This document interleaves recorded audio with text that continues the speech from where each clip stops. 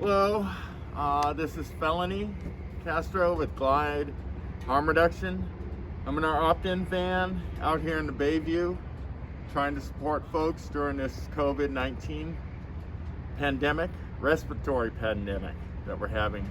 Normally with this van, I'm doing HIV, Hep C, chlamydia, syphilis, gonorrhea tests, and so we've shifted just a little bit. During this time, we passed out well over 240 tents. I've been bringing meals, high quality meals that are protein rich, and water, along with our syringe access services, and safer smoking supplies. Since this is a respiratory pandemic, not sharing anything to do with any kind of smoking is essential.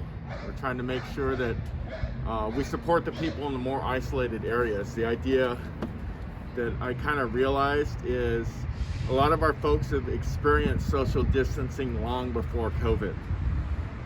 Social distancing in the way of stigmatization and marginalization.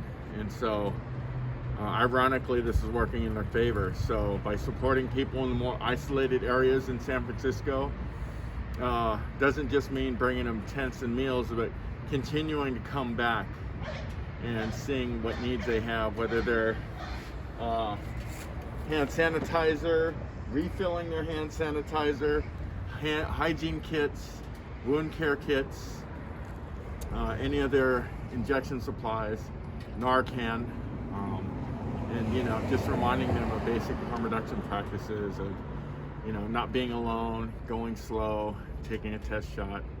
I think it's real essential that we support the folks that are isolated because they're actually being safer.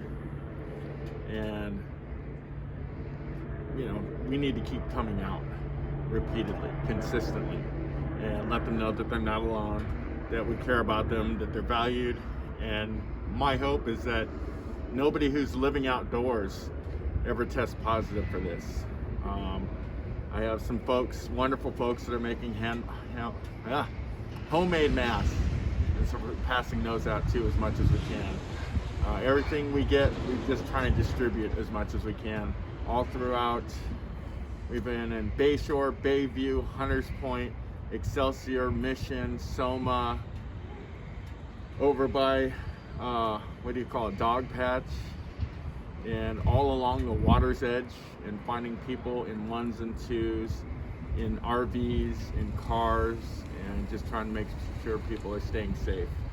And we're not sure exactly what the city's going to do with our unhoused population. So, as a provider, I believe our intent is to make sure that we look after those folks no matter what, instead of waiting for the city's response. We got to respond ahead of time. And I think harm reduction organizations are actually best suited for that because we're already out there in the front lines.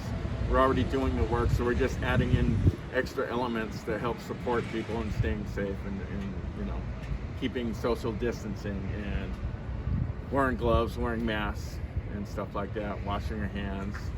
And that's about it.